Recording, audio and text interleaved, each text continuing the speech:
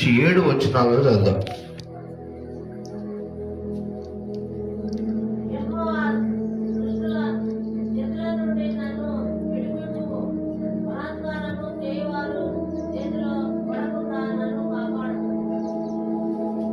హల్లెలూయా. ఈ కీర్తనలో మనము మొదట్లోనే చూస్తున్నాము, ఏమని వాక్యం చూస్తున్నామంటే, యెహోవా దుష్టుల చేతిలో నుండి నన్ను విడిపింపుము, బలాత్కారము చేయువారి చేతిలో పడకుండా నన్ను కాపాడుము. పిల్లరా, లోకములో మంచివారు ఉన్నారు, చెడ్డవారు ఉన్నారు. హల్లెలూయా. ఒక గ్రామం అన్నప్పుడు ఏం చేస్తామని, ఆ గ్రామంలో ఎవరుంటారు? మంచి వాళ్ళు ఉంటారు, చెడ్డవాళ్ళు ఉంటారు. చెడ్డ వాళ్ళ జోలికి పోకూడదు అని మనం అనుకుంటాం. ఏమంటే వామ్మో వాళ్ళ జోలికి పోకూడదు, ఎందుకంటే వాళ్ళు దుష్టులు. భక్తులు ఆ కాలంలో ఎలా ప్రార్థన చేసేవారంటే, ఏదో ఆశీర్వాదాల కొరకే ప్రార్థన చేసుకుంటారని మనం అనుకుంటాం. ప్రార్థన అంటే ఎంతసేపు ఆశీర్వాదం కాదు. మరి దుష్టుల చేతిలో పడకుండా కూడా మనం ఏం చేయాలి? మనము ప్రార్థన చేసుకోవాలి. బలాత్కారం అంటే మనకు ఇష్టము లేని పనులు సాతానుడు మన ద్వారా, ఒత్తిడి ద్వారా చేయిస్తూ ఉంటాడు, శోధనలో పడేస్తూ ఉంటాడు. ఆ బలాత్కారుల చేతిలో కూడా మనం పడకుండా ఏం కావాలంట? దేవుని సన్నిధిలో కాపాడబడడానికి కూడా మనము ప్రార్థన చేసుకోవాలి. నిజమా కదా ఈ మాట? చెప్పండి. దుష్టులు ఉన్నారు లోకములో, ఉన్నారా లేరా? నీ విశ్వాసాన్ని పాడు చేయడానికి, నీ పరిశుద్ధతను పాడు చేయడానికి, నీ జీవితాన్ని అంతం చేయడానికి సాతానుడు ఎప్పుడు కాచుకొని కూర్చొని ఉంటాడు. మనం అనుకుంటాం ఆడెక్కడో ఉన్నాడు, యేసుప్రభు నాతో ఉన్నాడు అనుకుంటాం. యేసుప్రభు ఉంటాడు, ఓ పక్క సాతానుడు కూడా ఉంటాడు. సాతానుడు ఏం చేస్తాడు? శోధిస్తుంటాడు. యేసుప్రభు ఏం చేస్తున్నాడు? కాపాడుతుంటాడు. అయితే మనము ప్రార్థన చేస్తుంటే దేవుని యొక్క కాపుదల మనకి ఎక్కువగా దొరుకుతుంది. ప్రార్థన చేస్తూ ఉండాలి. చూడండి, 7 వచనం వరకు మనం చదువుతాం, ఇక్కడ ధ్యానం చేస్తాం. మరి ముఖ్యంగా మొట్టమొదటి ఏం చూసాము? దుష్టుల చేతిలో పడిపోతాం. ఒక్కోసారి ఏం చేస్తాం? దుష్టుల చేతిలో పడిపోయే ప్రమాదం ఉంది. కాబట్టి ఏమని అంటున్నాడు దేవుడు? దుష్టుల చేతిలో పడకుండా నన్ను కాపాడుము. హల్లెలూయా. దుష్టుల చేతిలో మనం పడిపోతే ఏమైపోతాం? శోధింపబడతాం. దుష్టుడు ఏం చేస్తాడు? ఇప్పుడు మన మన మన మన చిన్న బాబుని ఇంకొకడు ఎత్తుకుంటాడు, మన పగవాడు ఎత్తుకుంటాడు. వాడు ఏం చేస్తాడు తెలుసా? మన కోపం వాడి మీద తీస్తాడు. వాళ్ళు ఎత్తుకుంటారు, ఆడవాళ్ళు కూడా చాలా మంది ఎత్తుకుంటారు పిల్లల్ని. కానీ ఒకవేళ ఆ అబ్బాయి తరపున తల్లిదండ్రుల మీద వాళ్ళ కోపం ఉందంటే, ఆ కోపము వీడి మీద చూపిస్తారు. లేకపోతే 2 రోజులు వాళ్ళ ఇంట్లో పెట్టిపోయింది అనుకో తల్లి, అక్క 2 రోజులు చూసుకుని అనుకో, ఆమె మీద ఉన్న కోపం అంతా పిల్లగాని మీద తీస్తారు. అన్నం అడిగినా, కూర అడిగినా, నీళ్ళు అడిగినా వాడిని తిట్టి ఏం చేస్తుంది? ఆ పగ తీర్చుకుంటారు. ఇప్పుడు దుష్టుని చేతిలో మనం పడితే దుష్టుడు తన పగను మన ద్వారా తీర్చుకునే ప్రమాదం ఉంటుంది. శోధిస్తూ ఉంటాడు వాడు. మనం ఎవరి బిడ్డలము? దేవుని బిడ్డలం. ఎవరి చేతిలో పడిపోతాము? దుష్టుని చేతిలో పడిపోయినప్పుడు ఏమైతుందంటే, దుష్టుడు పగ తీర్చుకుంటాడు మన మీద. ఏం చేస్తాడు? పగ తీర్చుకొని ఆటలాడుకుంటూ వాడు తృప్తి పొందే ప్రమాదం ఉంటుంది. కనుక మరి ముఖ్యంగా దుష్టుని చేతిలో మనం పడకుండా దేవుని కాపుదల మనం అడగాలి. దేవుని స్తోత్రం చెప్పండి. ఎంతసేపు ప్రార్థన అంటే, పొలం కావాలయ్యా, అది అయ్యా, ఇది ఇస్తాడు, అన్ని వస్తూనే ఉంటాయి. మళ్ళీ దుష్టుని చేతిలో కూడా పడుతుంటాం. అప్పుడప్పుడు పడకుండా మనము భద్రంగా చేయబడాలి. తర్వాత వచ్చిన బలాత్కారము చేయువారి చేతిలో పడకుండా. హల్లెలూయా. బలాత్కారం అంటే నీకు ఇష్టము లేని, మామూలుగా మీకు సమాజంలో చాలా సార్లు మనం చూస్తే ఏం చేస్తామంటే, స్త్రీలను కొంతమంది పురుషులు బలాత్కారంగా పట్టుకుని పోయి వారిని చంపేస్తారు. ఇష్టం వచ్చినట్టు వారిని పాడు పనులు చేసి చంపేస్తారు. దాన్ని ఏమంటారు? బలాత్కారం అంటారు. అంటే తనకు ఇష్టము లేని పనిని ఎదుటి వ్యక్తి చేయిస్తూ ఉంటాడు, దాన్ని బలాత్కారం. సాతానుడు కూడా కొన్ని శోధనల్లో మనిషిని తీసుకొని వెళ్ళి బలాత్కారం చేస్తాడు. అంటే తనకి ఇష్టం లేని పనిని అతను సాతానుడు ఏం చేస్తాడు, తనతో చేయిస్తాడు. తనతో సంతోషపడడానికి వాడు వేధిస్తాడు. ఏం చేస్తాడు? వేధిస్తాడు. గనుక ఆ బలాత్కారము చేయు వారి చేతిలో కూడా పడకుండా మనం కాపాడబడాలి. ఎవరు ఇబ్బందులు పెట్టిందంటే సాతానుడే. మెయిన్ విషయం ఏంటంటే సాతానుడు. దేవుడు ఉన్నాడు పక్క, ఇంకో పక్క ఎవరున్నారు? సాతానుడు.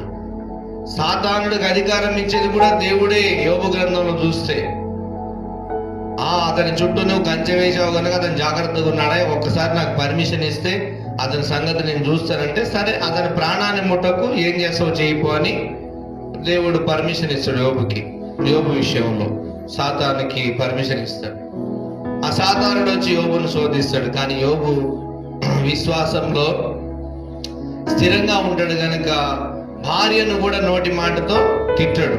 మూర్ఖురాలు మాట్లాడినట్టు మాట్లాడకు, దేవుడిచ్చిన ఆశీర్వాదం అనుభవించినాం కదా, ఇది కూడా దేవుడిచ్చిన దీవెన అనుకోవాలి. సంతోషమేనా, ఎప్పుడు సుఖమేనా, ఎప్పుడు ఆనందమేనా, ఇది కూడా అనుభవించాలి కదా అని అన్న తర్వాత యోబు విశ్వాస పరీక్షలో గెలిచినందుకు యోబు చాలా వంతులు దీవించబడతాడు. దేవుని స్తోత్రం కనుక అన్ని 200 ఇస్తే పిల్లల్ని మొట్టమొదట 7 కుమారులు 3 కూతుర్లుంటే తర్వాత కూడా వాళ్ళు చనిపోయి పరలోకంకి వెళ్ళిపోతారు కదా, వాళ్ళ ఆత్మలు మరలా 7 కుమారులను ఇస్తాడు, 3 కుమార్తెలను దేవుడు ఇచ్చినట్టు చూస్తున్నాం. అంటే ఈ విశ్వాసంలో నిలబడితే ఇప్పుడు యోబు ఎవరి చేతిలో పట్టబడ్డాడు? బలాత్కారము చేయి వారి చేతిలో, సాతాను చేతిలో పట్టబడ్డాడు. అప్పుడు యోబు ఏం చేశాడు? ప్రార్థన చేశాడు. చూద్దాం మనం ఈ వచనంలో 3వ వచనం చదవండి ఒకసారి. ఈ అధ్యాయం 3వ వచనం నుంచి 7వ వచనం వరకు మన ప్రార్థన జీవితం ఎలా ఉండాలో కూడా ఇక్కడ మనం చూస్తాం.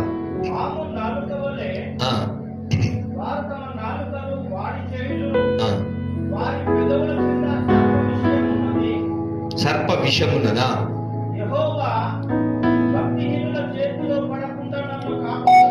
గమనించండి, బలాత్కారము చేసేది, శోధనలో పడేసేది, దుష్టుల యొక్క స్థానంలో ఉండేది ఎవరంటే భక్తిహీనులు. ఎవరుంటారంట? భక్తిహీనులు. నీ భక్తిని చెడగొట్టడానికి భక్తిహీనులు ఏం చేస్తారు? నిన్ను శోధించడానికి వారు ఉంటారు. ఆ భక్తిహీనుల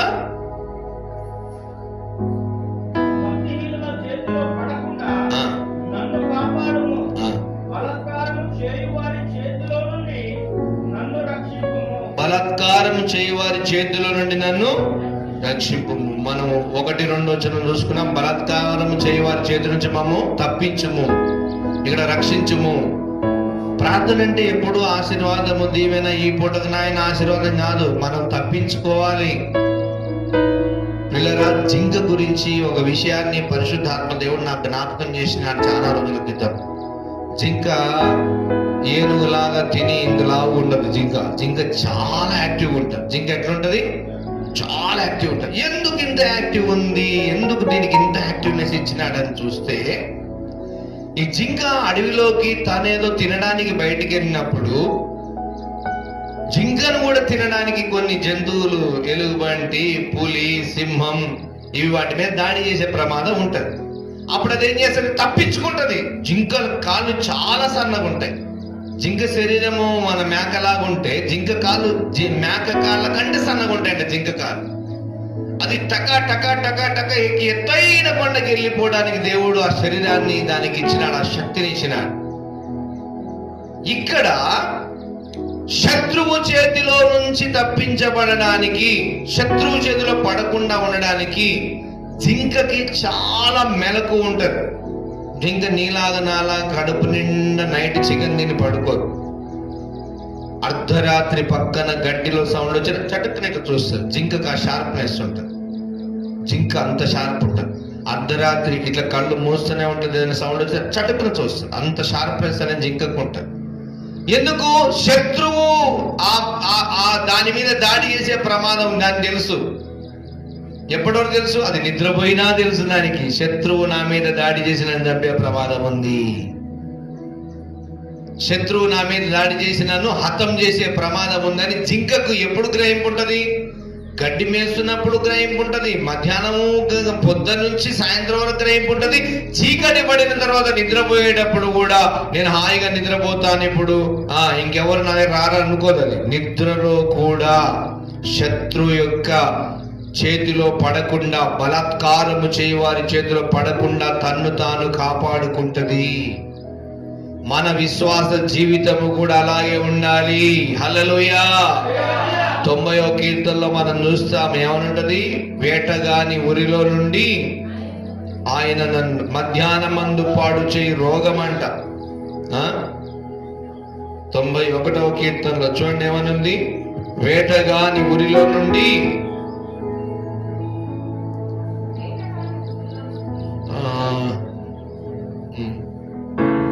5వ వచనం చదువుతాం. 5వ వచనం, రాత్రి వేళ కూడా భయాలు ఉంటాయి. ఆ భయాల నుండి కూడా రాత్రి వేళ కలుగు భయముకైనను. గమనించండి, దేవుని గురించి భక్తి ఉండాలి. శత్రువు మన మీద దాడి చేయకుండా కాపాడుకోవడానికి ప్రార్థన ఉండాలి. హల్లెలూయా. రాత్రి వేళ కలుగు భయమునకైనను, పగటి వేళ బాణాలంటే బాణం గుచ్చుకుంటే జంతువు ఏమైపోతుంది? చనిపోతుంది. శత్రువు కూడా మన మీద ఏమొదులుతుంటాడు? శత్రువు బాణాలు వదులుతుంటాడు. దాని నుంచి కూడా మనం తప్పించుకోవాలి. పగటి వేళ ఎగురు బాణమునకైనను, చీకటిలో కూడా తెగుళ్ళు సంచరిస్తాయి. ప్రియులారా, గడిచిన దినాల్లో కరోనా టైంలో చీకటిలోని శవాల దిబ్బలు జేసీబీతో పుడిచిపెట్టాల్సిన కాలం వచ్చింది. ఏ సమయంలో ఆ తెగులు వచ్చింది జనాల మీదకి? చీకటిలో. రాత్రికి రాత్రి తెగులు వచ్చేస్తారు. నైటే చనిపోతుంటారు జనాలు.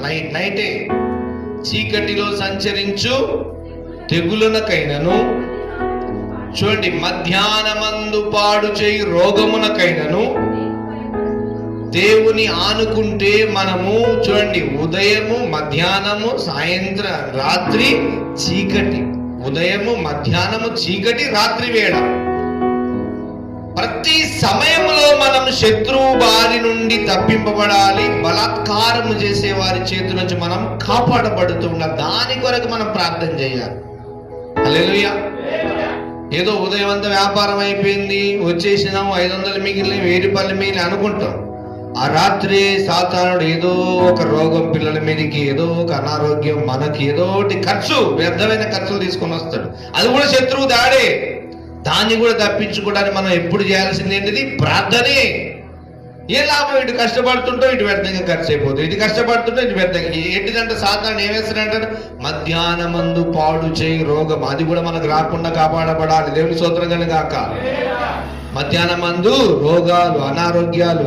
ఇప్పుడు 1000 కష్టపడి సంపాదించినాం, తెల్లాడితే ఇంకొక రోజు 2000 హాస్పిటల్ పెట్టాల్సి వచ్చింది.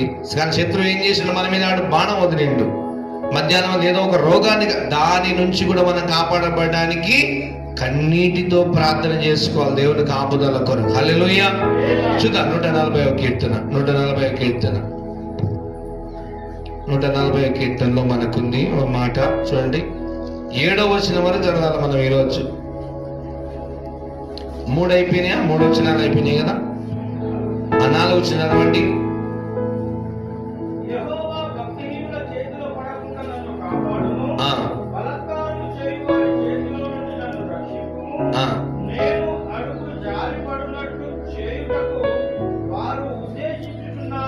పిల్లరా, శత్రువు ఎప్పుడు నీవు పడిపోవాలని చూస్తూ ఉంటాడు. ఎవరు? భక్తిహీనులు. నీ ఇంటి పక్కన ఉన్న వారు కూడా ఎప్పుడు నేను ఎట్ట చూస్తా తెలుసా? వీడు ఎప్పుడో రోజు నాశనంగా పోతాడా, నష్టం జరగకపోతుందా, నేను చూడకపోతున్నా అంటే మామూలుగా తిట్టేటప్పుడు కూడా అనుకుంటారు, అరే ఎన్ని రోజులకైనా నీకేమైనా కాకపోతుందా, నేను చూడకపోతున్నా అంటారు. చూడండి, శత్రువు ఏం చేస్తాడంటే ఎప్పుడు మనం ఎప్పుడు జారిపడాలని చూస్తా ఉంటాడంట. అంటే ఆ శత్రువు బారి నుంచి కూడా మనం ఏం కావాలి? తప్పింపబడాలి. హల్లెలూయా. బలాత్కారం చేయవారి చేతిలోంచి కూడా మనం ఏం కావాలి? తప్పింపబడి కాపాడబడాలి. చూడండి, ఎవరి కాపుదల కావాలి మనకి? దేవుని కాపుదల. ఆయన రెక్కల చాటున మనము జొచ్చాలి. ఎక్కడ దొరకకూడదు. దేవుని స్తోత్రం కలుగాక. శత్రువు ఎప్పుడు మనం వేధించడానికి చూస్తున్నాడు, కానీ మనం ఎక్కడ కూడా దొరకకూడదు. అంటే ఎక్కడికి వెళ్ళాలి? ఆయన రెక్కల చాటుకి వెళ్ళాలి. రెక్కల చాటుకి వెళ్ళాలంటే నువ్వు మోకరించి ప్రార్థన చేయడమే. నువ్వు ప్రార్థన చేస్తుంటే ఆయన రెక్కలు నిన్ను కప్పేస్తాయి. దేవుని స్తోత్రం కలుగాక.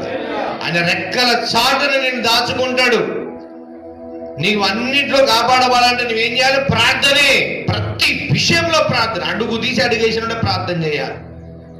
ఉదయం చేసినలే, మధ్యాహ్నం అంతా నార్మల్ గా ఉంటాంలే, భయం లేకుండా ఉంటామంటే శత్రువు దాడి చేస్తూనే ఉంటాడు. చాలాసార్లు మనం అనుకుంటాం, కోడి పిల్లల్ని వేసుకుని బయటికి వెళ్తుంది. కోడి గుడ్ల మీద పొదిగేసిన తర్వాత కొంచెం పిల్లలు బయటకు వచ్చినాక ఆ తల్లి పాప శత్రువు బారిలో పిల్లలు పడకుండా కాపాడుతుంటారు. ఒక 4-5 రోజులు కొంచెం బయటికి తీసుకెళ్తారు. డైరెక్ట్ బయటికి వెళ్ళిపోదు, దూరం వెళ్ళిపోదు. ఆ దగ్గరే తిరుగుతుంటారు. ఆ ఇంటికి దగ్గరనే ఆ పిల్లలు ఎంత నడవగలుగుతా అంతే తీసుకెళ్తారు. ఇంకొంచెం కొంచెం తీసుకెళ్తారు. ఇంకొంచెం రెక్కలు ఇంకా కొంచెం దూరం ఇంకా దూరం తీసుకెళ్తారు. కానీ శత్రువు బారి నుంచి వాటిని కాపాడుతూనే ఉంటారు. అయితే శత్రువు రాగానే కోడి ఏం చేస్తుంది చెప్పండి? తన రెక్కలు చాస్తుంది. ఏం చేస్తుంది? పిల్లల కొరకు. ఇప్పుడు దేవుడు కూడా మనల్ని నడిపిస్తా ఉంటున్నప్పుడు మన మీదకి శత్రువు దాడి జరిగినప్పుడు దేవుడు ఏం చేస్తాడు? ఏమంటే మన మీదకి రెక్కలు కప్పుతాడు, రెక్కలతో కప్పేస్తాడు. ఆయన రెక్కల కింద ఉండాలంటే మనం ఏం చేస్తున్నాం? ఎప్పుడు ఆయన మీద ఆధారపడుతున్నారు, ఆయనకు ప్రార్థన చేస్తున్నారు. కోడి తన పిల్లలను కాపాడినట్టు మనల్ని కాపాడుతున్న వాక్యంలో రాయబడింది. దేవుని స్తోత్రంగానే కాక. ఎక్కడుంది? మనం శత్రు బారి నుంచి తప్పించబడాలన్నా, బలాత్కారం చేయవారి చేతుల నుంచి రక్షింపబడాలన్నా మనకు కాపుదలు ఎక్కడంటే ఆయన రెక్కలే. ఆయన రెక్కలు. చూసాం మనం ఇంతకుముందు 91వ కీర్తనలో. ఒకసారి చూద్దాం. 91వ కీర్తనలో ఆయన రెక్కల చాటున చూడండి ఒకసారి. 4వ వచనం. ఆయన తన రెక్కలతో నిన్ను కప్పును. ఆయన రెక్కల క్రింద హల్లెలూయా, ఆయన రెక్కలు చాపుతాడంట మన మీద. సాతానుడు ముట్టడానికి వీలు లేదు, శత్రు మనల్ని తాకడానికి వీలు లేకుండా ఆయన కాపాడుతాడు. అయితే నువ్వు ప్రార్థన చేస్తేనే ఆ కాపుదలు వస్తుంది. చూద్దాం ఇప్పుడు 140వ కీర్తనలో చూపిస్తాను. 140వ కీర్తనలో ఆయన మనము ఏం చేయాలంటే ప్రతి విషయంలో విజ్ఞాపన చేస్తుంటే ఆయన మనల్ని కాపాడుతాడు. 5వ వచనం చదువుతాం. 145.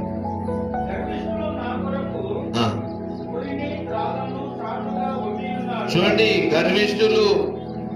కొంతమంది అయితే మామూలు గర్వం ఉన్నది ఇళ్ళ మధ్యలో. అన్న ఇటు ఎవరైనా కనిపించిరని అడిగితే ఆడేదో మాట్లాడతాడు. ఏమంటాడు? ఏదో అనేస్తాడు. తన గర్వమును బట్టి ఏదో అంటాడు.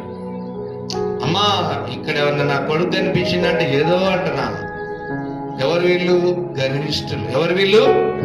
చూడండి సార్, చదువుతామా. గర్విష్ఠులు నా కొరకు ఉరిని రాళ్లను. పిల్లరా, ఇంటి పక్కనోళ్ళతోటి ఊరి జనాలతోటి కూడా జాగ్రత్తగా ఉండాలి. దేవుని స్తోత్రంగా. చాటుగా మాటుగా మన మీద ఏదేదో ఉరులొడ్డుతూ ఉంటాడు. ఏదో చాటలు చెప్పి ఏదేదో మనల్ని శోధనలో పడేయాలని చూస్తూ ఉంటారు. వారి బారి నుంచి కూడా నువ్వు కాపాడబడాలంటే ఆయన రెక్కల చాటున నువ్వు ఉండి ప్రార్థన చేస్తుంటాను. దేవుని స్తోత్రంగా. ఉన్నాయా శోధనలు? ఉన్నాయా లేవా? ఉన్నాయన్నాడా లేదా? దేవుడు ఉన్నాయి, కానీ నా కాపుదల కూడా ఉంటుంది, నా రెక్కలు కూడా చాపుతా అంటున్నాడు. ఎప్పుడు చాపుతాడో చూద్దాం. 6వ వచనం.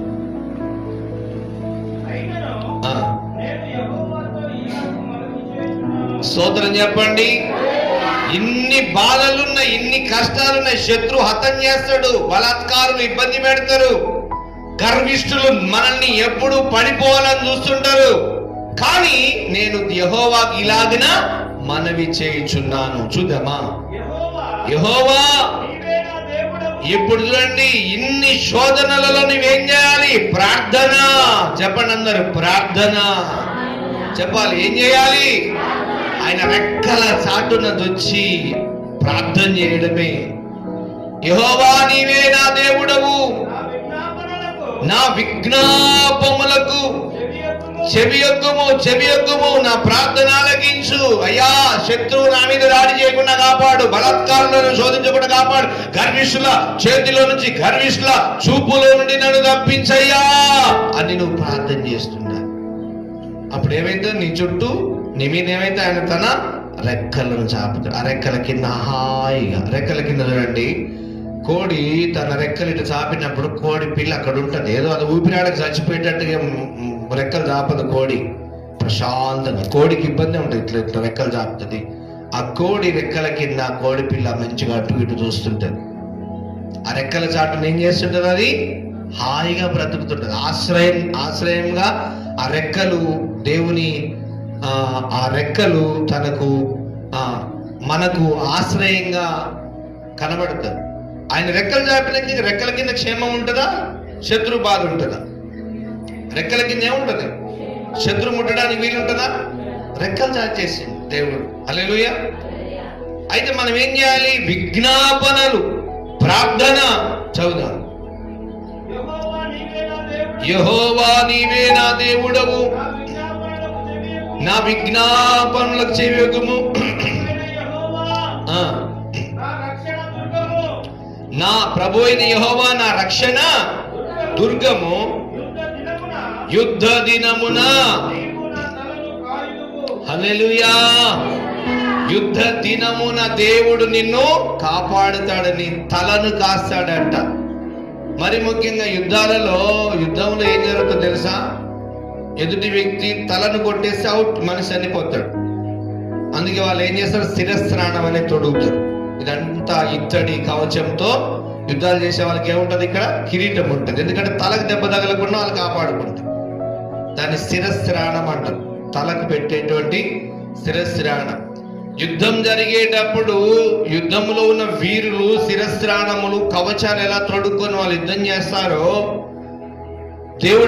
దేవుని దగ్గర భక్తుడు ప్రార్థన చేసుకుంటాడు. ఏమని? యుద్ధ దినమున నీవు నా తలను కాయుదువు. తల పాడబడితే తలలోనే కదా అంతా, మెదడు, ఆలోచనలు అన్నీ ఉన్నాయి. ఇక్కడ తల, చెయ్యి ఇరిగినా ఏం కాదు, కాలు ఇరిగినా ఏం కాదు ఆ యుద్ధం చేసే వాళ్ళకి. కానీ ఎక్కడ దెబ్బ తగలొద్దు? ఈ తలలో పరిశుద్ధ ఆలోచనలు, దేవుని యొక్క ఆలోచనలు అన్ని రావాలంటే. ప్రియులారా, గడిచిన దినాల్లో మార్క్స్ 9 ఒక వచనం చూశాను, ఏం తీయకండి. నీవు 2 అవయవాలు అంటే 2 కాళ్ళు కడిగి, 2 కాళ్ళు కలిగి నరకంలో పడవేయబడుట కంటే కుంటివాడవై జీవంలో ప్రవేశించడం మేలు కదా. 2 చేతులు కలిగి నువ్వు నరకంలో పడవేయబడుట కంటే అంగహీనుడవుగా నువ్వు జీవంలో ప్రవేశించవచ్చు కదా. 2 కన్నులు కలిగి నువ్వు నరకంలో పడవేయబడుట కంటే గుడ్డివాడవై నువ్వు జీవంలో ప్రవేశించవచ్చు అని 9వ అధ్యాయంలో రాయబడి ఉంటుంది. అంటే జీవంలో ప్రవేశించాలంటే అవయవాలలో ప్రాముఖ్యమైనది ఏంటంటే తల. హల్లెలూయా. ఈ తల కాపాడబడాలి. హల్లెలూయా. ఈ లోకంలో నీ ఆత్మ దేవుడిచ్చిన ఆయుష్ ప్రకారం ఉండాలంటే ఫస్ట్ ఏం కాపాడబడాలి? తల. దెబ్బ ఎక్కడ తగిలినా మాంతది, కానీ తలకు తగిలితే తొందర మానదు. చిన్న నరాలు ఉంటాయి అవన్నీ తలలో. అందుకు చూడండి ఏమనంటున్నాడు, ఏమనుంది వాక్యం అక్కడ? యెహోవా 5వ వచనం మళ్ళీ చదువుతాం.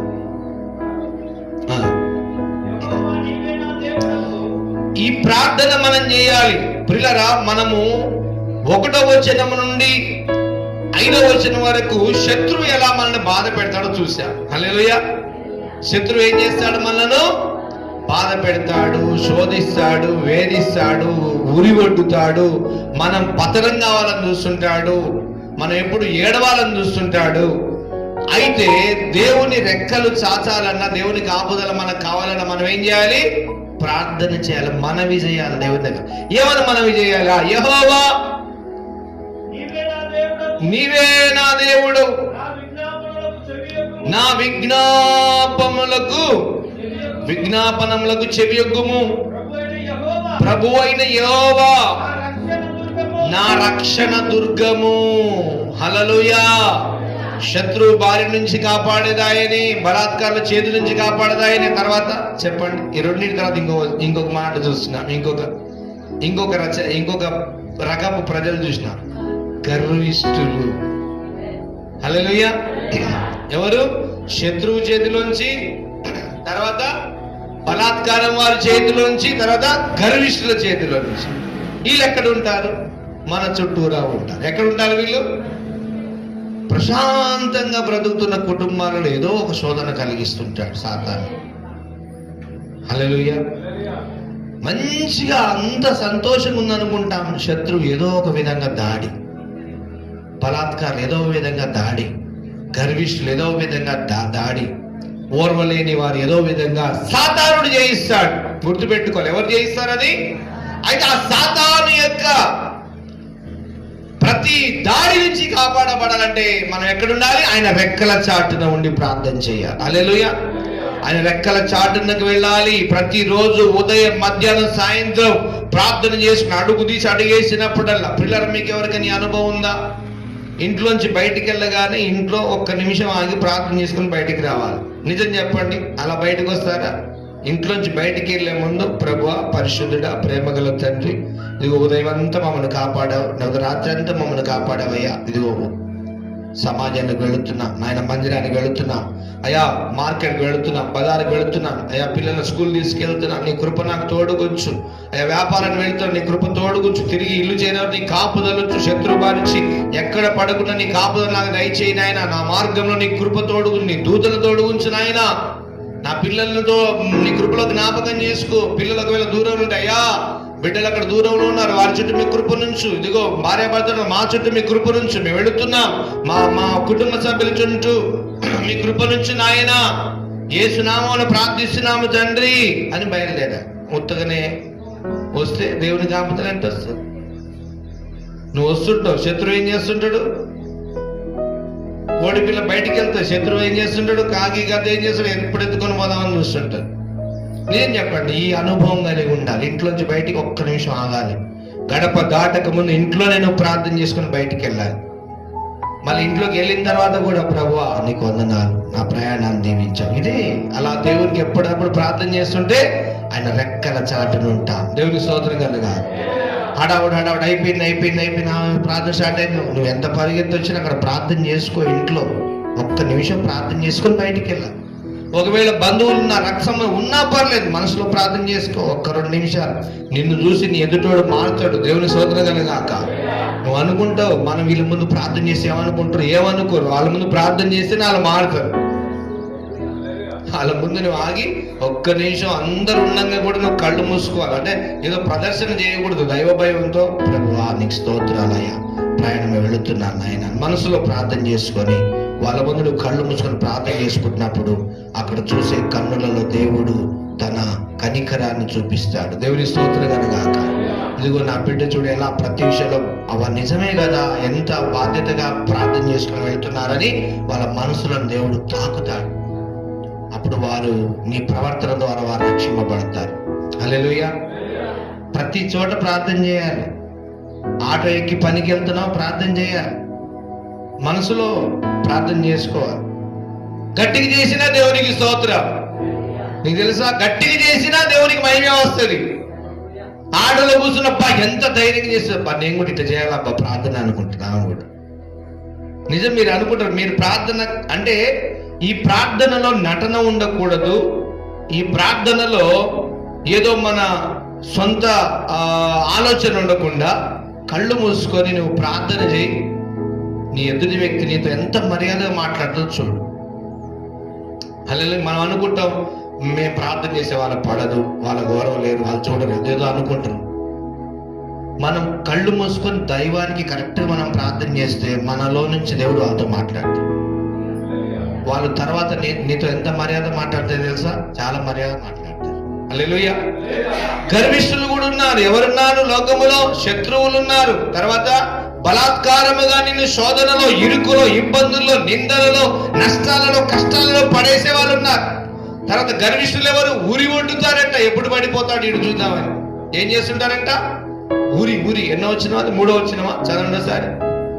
4 వచ్చిన చదవండి. గర్విష్ఠు 4 కాదు 5.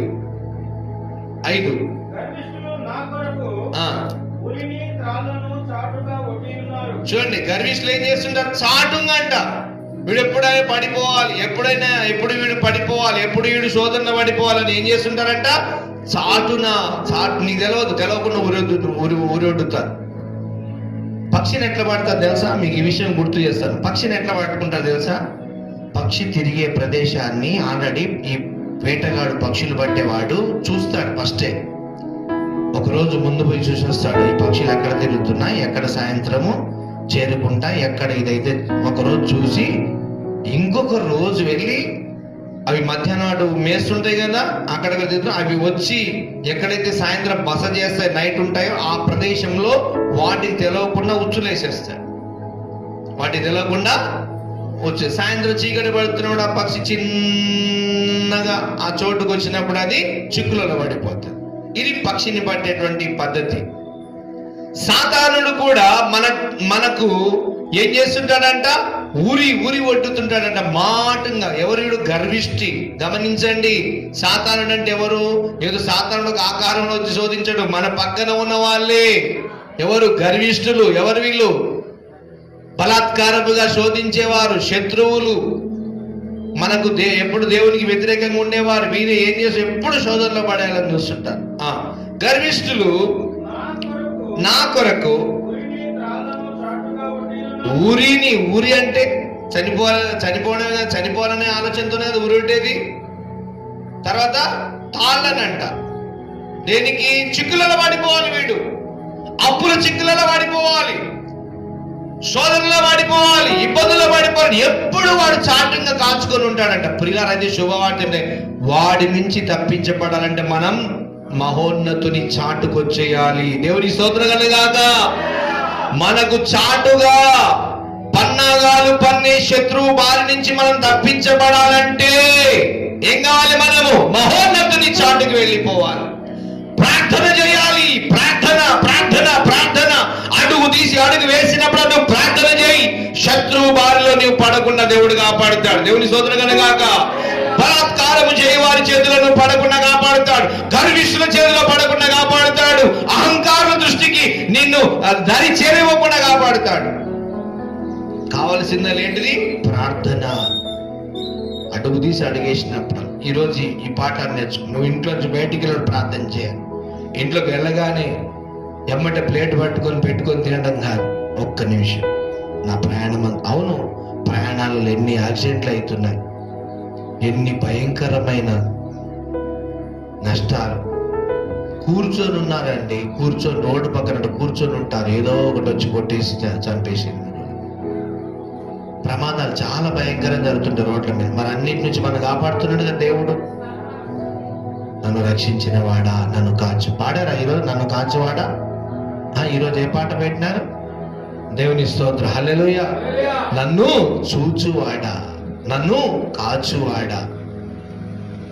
కూర్చుండుట లేచుట బాగుగా ఎరిగినవాడ. నిజమే కదా.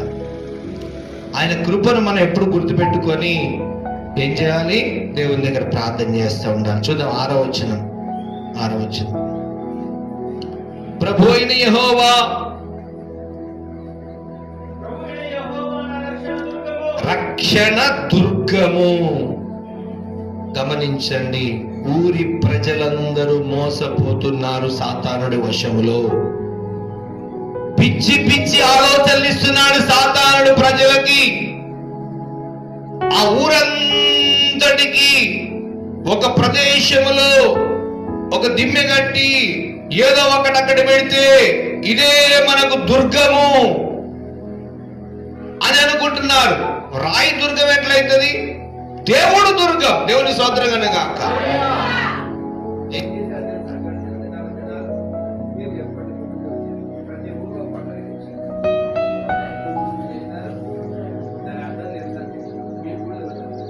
అంటే మనందరికీ ఇదే రక్షణ దుర్గమని ప్రజలందరూ ఏక ఉద్దేశముతో వాళ్ళకే తెలవదు అర్థం.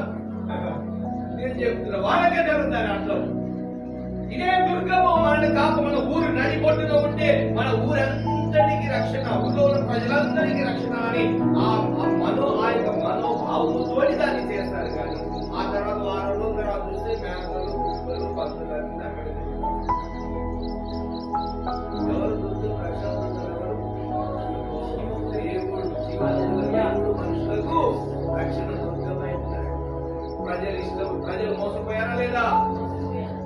మోసపోలిచ్చాడా దేవుడు?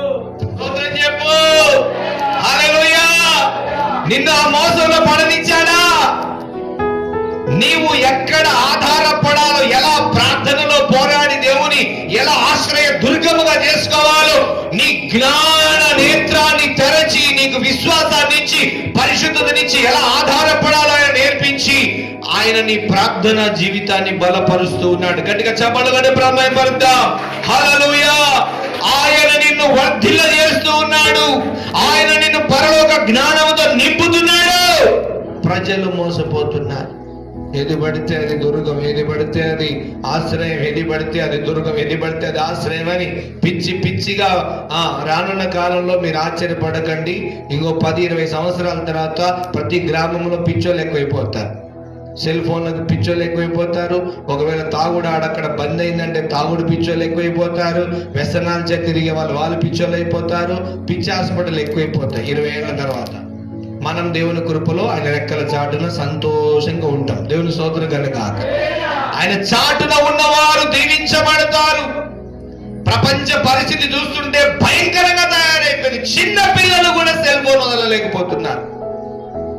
సెల్ ఫోన్ ఆ కళ్ళు, ఆ రెటీనా పవర్ అంట దానికి అడిక్ట్ అయిపోతే అసలు ఇక నైట్ నిద్రలో కూడా వాడు పొద్దునే లేచి, మొన్న పాస్ట్ అంటున్నాడు, ఆ కాలంలో ముసలోళ్ళకు అలవాటు ఉండేదంట. ముసలోడు లేవగానే ఇట్లా తడివి చూసేదంట. ఎందుకంటే ఆ చుట్ట తాగే అలవాటు. ఆ చుట్ట ఎక్కడ పెట్టుకుంటాడో అది ఇక్కడే పెట్టినే కదా అని ఆ నిద్రల్ని చూస్తుంటాడంట. అని ఇప్పుడు జనాలు చుట్ట కట్టే దారుణంగా ఆ సెల్ ఫోన్, నిద్ర లేవగానే సెల్ ఫోన్ చూస్తున్నారంట. అప్పుడు చుట్ట వ్యసనం అయిపోయింది. ఇప్పుడు ప్రజలకు ఏం వ్యసనం అయిపోయింది? ఆ ముసలోళ్ళు చుట్టలు తాగేవాళ్ళు. అప్పుడు చుట్ట ఎక్కడో పక్కన పెట్టుకున్నాడు, మెత్త కిందనో పక్కన పెట్టుకున్నాడు. నిద్ర లేవంగానే ఆ చుట్టను నిలబడేవాడంట. ఇప్పుడు ఏం నిలబడుతున్నారు? పొద్దున్న లేవంగానే నిద్ర మెలకోలేమని ఏం నిలబడుతున్నారు? ఫోన్. వ్యసనం ఎక్కువైపోయింది. వ్యసనమా కాదా? ఇది కూడా ఒక బలింత కాదా? ఇందులో మంచి ఉంది, చెడు ఉంది. కానీ ఎంతసేపు చెడునే ఏం చేసుకుంటారు ప్రజలు. హల్లెలూయా. 7వ వచనం మరొకసారి చదువుతాం. యెహోవా, ప్రభు అయిన యెహోవా నా రక్షణ దుర్గము, యుద్ధ దినమున నీవు నా తలను కాయుదువు. దేవుడి మాటలు దీవించను గాక. సోదరం చెప్పండి. ఎవరెవరి చేతి నుంచి మనం తప్పించబడడానికి ప్రార్థన చేయాలి చెప్పండి. ఫస్ట్ శత్రువుల బారి నుండి, శత్రువుల చేతిలో నుండి, బలాత్కారుల చేతిలో నుండి, తర్వాత గర్విష్ఠుల వలలలో నుండి, ఊరిలో నుండి, భక్తిహీనుల చేతిలో నుండి. చూడండి, శత్రువు చేతి నుంచి, బలాత్కారం చేసే వారి చేతి నుంచి, గర్విష్ఠుల చేతి నుంచి, భక్తిహీనుల చేతి నుంచి మనం కాపాడబడాలంటే దేవుని రెక్కల చాటున మనం ప్రార్థన చేస్తూ ఉండాలి. అన్నిట్లోంచి ఆయన కాపాడుతాడు. దేవుని స్తోత్రం చెప్పండి. మీకు తెలుసా, దేవుడు కాపాడుతాడు. దేవుడు అన్ని చేస్తాడు. మనం చేయాల్సినవి కూడా ఉన్నాయి. ఆజ్ఞలలో 10 ఆజ్ఞలు ఏంటి తెలుసా? 10 ఆజ్ఞలు దేవుని శక్తి 5 ఉంటే 5 మనం చేయాల్సినవి ఉన్నాయి. వ్యభిచారం చేయొద్దంటే అది మనం ప్రొటెక్షన్ చేసుకోవాలి. దొంగతనం చేయకూడదు, నరహత్య చేయకూడదు, నీ పొరుగు వారిని ఏది ఆశింపకూడదు. ఇలాగ మనం చేయాల్సినవి కొన్ని ఉన్నాయి. ఆయన ఆరాధించాల్సినవి కొన్ని పద్ధతులు. పూర్ణ హృదయముతో ఆయన ఆరాధించాలి. విశ్రాంతి దినమును ఆరాధించాలి. ఆ గొప్ప దేవుని ఎలా ఆరాధించాలో ఒక 5 ఆజ్ఞలు ఉంటే మనం కాపాడుకునే 5 ఉంటాయి. ప్రతి దగ్గర దేవుడిని ఎలా ఆరాధించాలో ఒక ఉంటది, ఒక పద్ధతి. మనం ఎలా కాపాడుకోవాలంటది. చాలా మంది అంత దేవుడే చూసుకుంటారు అంటారు. అంత దేవుడు చూసుకోడు అనుకుంటారు మీరు. కానీ దేవుడు మనకు కొన్ని బాధ్యతలు ఇచ్చినాడు. నువ్వు ఇలా ఉండు, ఇలా ఉంటే నేను ఇలా దీవిస్తాను అన్నాడు. దేవుని స్తోత్రం కనుక నీవు నీ దేవుడని యెహోవా మాట శ్రద్ధగా విని నేను నీకు ఆజ్ఞాపించు ఆజ్ఞలన్నిటినీ గైకొని ఎడల ఈ దీవెనలన్నీ నీ మీదకి వచ్చి ప్రార్థించు. చూడండి, ఇక్కడ కనెక్షన్ చూడండి. నువ్వు చేయాల్సిన చేసినాక దీవెన అన్నాడు. హల్లెలూయా. మనం చేయాల్సిన చేయకుండా దీవెన ఇవ్వడు దేవుడు. చాలా న్యాయవంతుడు దేవుడు. తండ్రి కొడుకు ఎట్టున్నా తాగుబోతుడున్నా పైసలు ఇస్తుంటాడు. తండ్రి కొడుకు పోయి వాడు అడగగానే దేవుడు అలా ఇవ్వడు. దేవుడు తను చేయమన్నది మనం చేసినప్పుడు ఆయన తన దీవెనిస్తాడు. దేవుడు దేవుడు దేవుడు ఆయన శక్తిమంతుడు. చాలాసార్లు మనం అనుకుంటాం మన మీద మన భక్తి. దయచేసి గర్వం అనేది మనిషిలో రావద్దు. గర్వం వస్తే సర్వం నాశనం అయిపోతుంది. గర్వం వచ్చిందంటే కథం చాలా ప్రమాదం. అసలు నాశనమునకు ముందు నడిచేది ఏంటంట గర్వం. మనం ఏమి కాదు, మనం చాలా సర్వసాధారణంగా ఉండాలి. దేవుడు బలవంతుడు, దేవుడు శక్తిమంతుడు. ఎప్పుడు మనం ఏం చేయాలి? ఆయన బలాన్ని తీసుకోవాలి, ఆయన శక్తిని తీసుకోవాలి. ఎప్పుడు మనం ఆయన మీద ఆధారపడుతుండాలి. ఆయన దరిద్రులను లేవనెత్తువాడు, పెంటకుప్ప నుంచి బీదలను పైకెత్తువాడు, కటాక్షించువాడు, కరుణ చూపువాడు అని ఉంది. అంటే మనం ఏ స్థితిలో ఉంటాం? మనం బ్యాడ్ పొజిషన్ లో ఉన్నప్పుడు ఆ దేవుడి నుంచి మనం ఆదరిస్తూ ఉంటాడు. అది ఆయన యొక్క శక్తి. ఎప్పుడు మనం ఉన్నాంలే అనుకోవద్దు. దేవునికి స్తోత్రం. ఈరోజు ప్రార్థన మనము నేర్చుకున్నాం. ఏమని? శత్రువు చేతిలోంచి పడకుండా మనం కాపాడబడాలి. తర్వాత బలాత్కారం లోకులు బలాత్కారంగా ఏదేదో మొన్న అన్న అంటున్నాడు, లక్ష్మణ్ అన్న సడన్ గా అయ్యా ఒక సంతకం పెట్టేసిన 5 నిమిషాలు 2 నిమిషాలు మాట్లాడు. సంతకం పెట్టేసినయ్యా ఒకరి జామీన్ కొరకు. ఇప్పుడు ఆ ల్యాండ్ వాళ్ళదే అని నువ్వు ఎట్ట చెప్తున్నావు? ఇప్పుడు కోర్టులో జడ్జి అడుగుతాడు, నేనేం చెప్పాలి?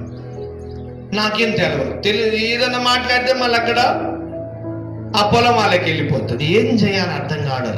ఇక్కడ ఏంటిది? బలాత్కారుల చేతిలో పడినట్టే అవుతుంది. నిజం, అబద్ధ సాక్ష్యం చెప్పాల్సి వస్తుంది.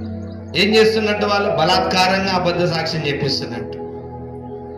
శత్రువు ఉంటాడు, ఎప్పుడు మన గురించి యాంటీగా ఆలోచన చేస్తే. ఎవడు? అమ్మా నిజం చెప్పండి, మీ గురించి మంచి ఆలోచన చేసే వాళ్ళు ఎక్కువ ఉన్నారా? ఊర్లో చెడు ఆలోచన చేసే ఎక్కువ? మన మంచి కోరే వాళ్ళు ఎక్కువ ఉన్నారు, చెడు కోరే వాళ్ళు ఎక్కువ ఉన్నారు. 140 కింద నేను చూసాం. మన గురించి చెడు చూసే వాళ్ళు ఎక్కువ ఉంటారు. కానీ మీరు నాకు మనవి చేయండి, విజ్ఞాపన చేయండి, నేను నా రెక్కల చాటున మిమ్మల్ని కాపాడుతాను. నేను మీకు రక్షణ దుర్గముగా ఉంటాను. నేను మిమ్మల్ని ఆశ్రయ దుర్గముగా ఉంటాను. దుర్గం అంటే ఇక పోయి అక్కడ నువ్వు మోకరించి ఇక్కడ ప్రార్థన చేసి అదే బలిపీఠం. దేవుని స్తోత్రం కాక. దేవుడికి కొద్ది మాటలు దీవించను కాక. దేవుని స్తోత్రం.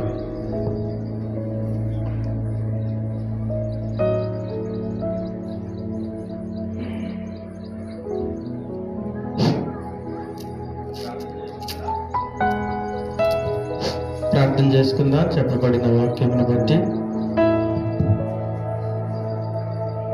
చిన్న ప్రార్థన మన మధ్యలో ఉన్న తమ్ముడు ప్రార్థన చేస్తుండగా వాక్యం చెప్పబడిన వాక్యం కొరకు అందరం లేకపోయిద్దాం.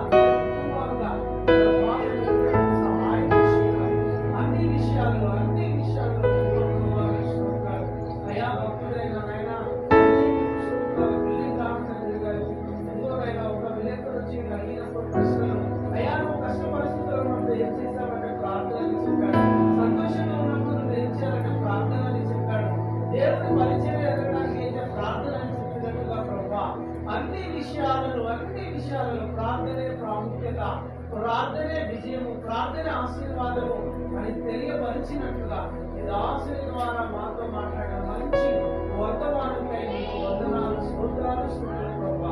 నిన్న వాక్యము మా హృదయాలలో 30 60 ఫలించినట్లుగా సహాయం చేయమని వాక్యంలో నిలిచి ప్రార్థించే ప్రార్థన యోగంగా మమ్మల్ని లేవనెత్తమని ప్రార్థన సమర్పించుతున్నాను తండ్రి. ఆమేన్, ఆమేన్. అందరూ లేచి నిలబడదాం. ఈ సమయంలో పాట పాడుతుండగా సంఘ సేవార్థమై కానుకలు సమర్పించుకుందాం. ఆశ్రయ దుర్గమా నా యేసయ్యా, నవ జీవన మార్గమునా నన్ను నడిపించుమా.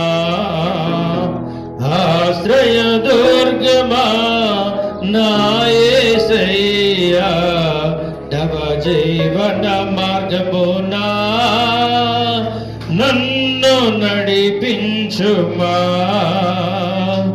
ఊహించలేనే నీ కృపలే నీ జనమును కోపించుచునే వాత్సల్యము నాపై చూపినవే.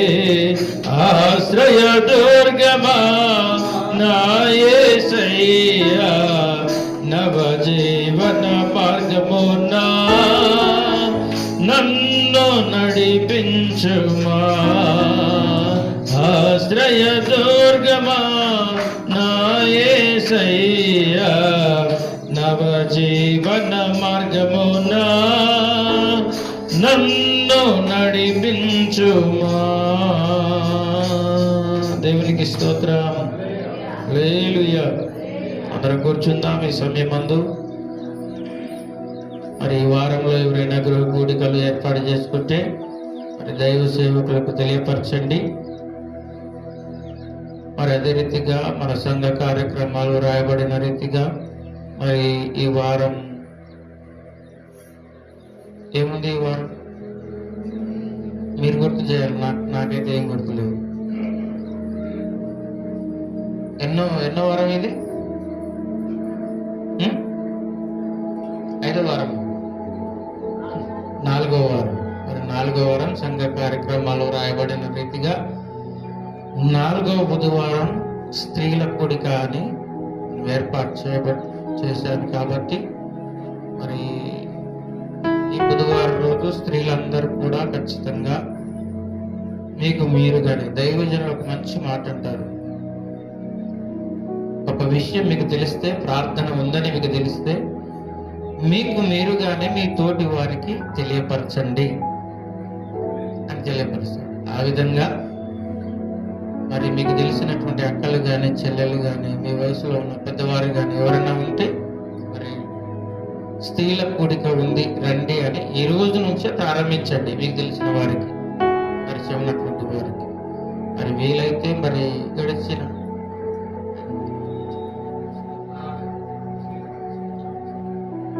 మరి అక్కగారు కూడా వస్తారని కూడా మాట ఇవ్వడం కూడా జరిగింది. మరి బైబిల్ క్లాసులు కూడా జరుగుతూ ఉన్నాయి. మరి జూమ్ మీటింగ్లో కూడా మీరు జూమ్ మీటింగ్ లింక్ మరి మన యేసుక్రీస్తు కృపా సంఘం వాట్సాప్ గ్రూప్ లో ఇవ్వడం జరుగుతుంది. అందులో ఖచ్చితంగా జాయిన్ అవ్వండి. జాయిన్ కాకుండా ఉన్నటువంటి వారు మాకేం అర్థం కావట్లేదు అని అంటే మరి మాకు సంప్రదించండి. దాని గురించి మేము మీకు తెలియపరుస్తాము. కాబట్టి మీరందరూ కూడా దయచేసి స్త్రీల కూడిక ప్రాంతంలో ఖచ్చితంగా మీ తోటి వారిని కూడా తీసుకుని రండి. ఆ రోజు మరి హైదరాబాద్ నుండి దైవజనులు వస్తూ ఉంటున్నారు. కాబట్టి బుధవారం ఉదయం 11 గంటలకు ప్రారంభించబడి 1 గంటతో బిగించబడుతున్నటువంటి ఆ ప్రార్థనకు స్త్రీలందరినీ కూడా గుర్తు చేయండి. స్త్రీలకు చాలా బలం కావాలి దేవుని వాక్యంతో. ఇంటికి దీపం ఇల్లాలి అని లోకంలో ఒక మాట ఎలా ఉంటుందో అదే రీతిగా ఆ దీపమే వాక్యపు దీపముగా ప్రతి కుటుంబంలో ప్రతి స్త్రీ వెలిగించబడాలి. కాబట్టి అలాంటి బాధ్యత మరి స్త్రీలందరికీ కూడా ఇవ్వబడుతుంది. స్త్రీల కూడిక దేవుని కృపను బట్టి సక్సెస్ అయితే పురుషుల కూడిక కూడా ప్రారంభించుకుందాం. పురుషుల కూడిక మన గుంటూరులో ఉన్న దైవజనులు మ్యాథ్యూస్ అన్న గారు కూడా ప్రతి సంవత్సరం ఒక్కరోజు ఏర్పాటు చేస్తారు ఖచ్చితంగా.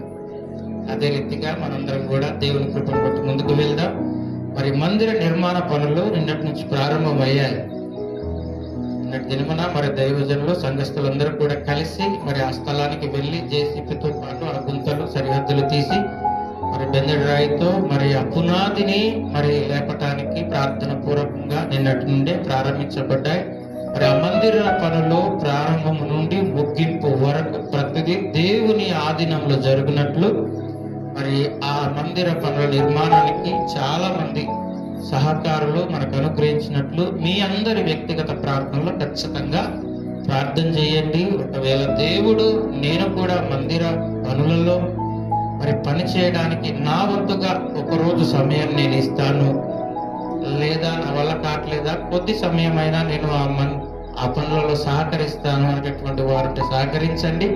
అదే రీతిగా ఆ మందిర నిర్మాణ పనులలో కొంత నేను ఏమైనా సహకారం చేస్తాను నా కుటుంబం తరపున అని ప్రేరేపించబడిన వారు ఒకవేళ ఉంటే దైవజనులకు సంప్రదించండి. ఈ విషయాలన్నీ కూడా మీరు గుర్తుంచుకొని మరి ప్రార్థనలో ఉండండి.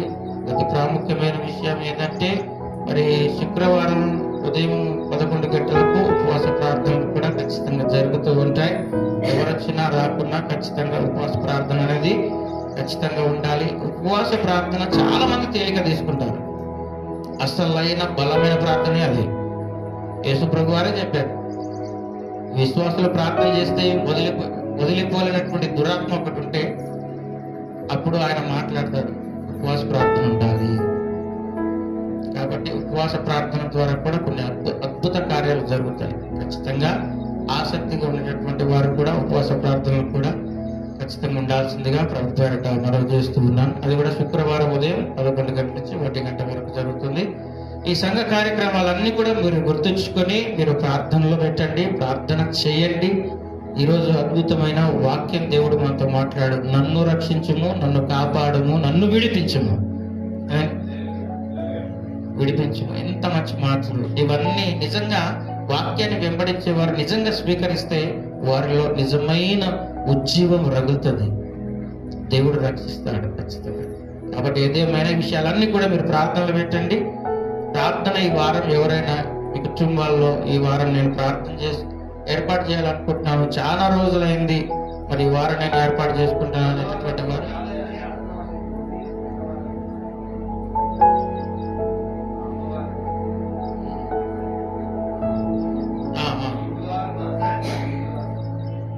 బుధవారం సాయంత్రం మరి యాదన్న వారి ఇంట్లో ప్రార్థన ఉంటుందని గుర్తు చేస్తున్నారు.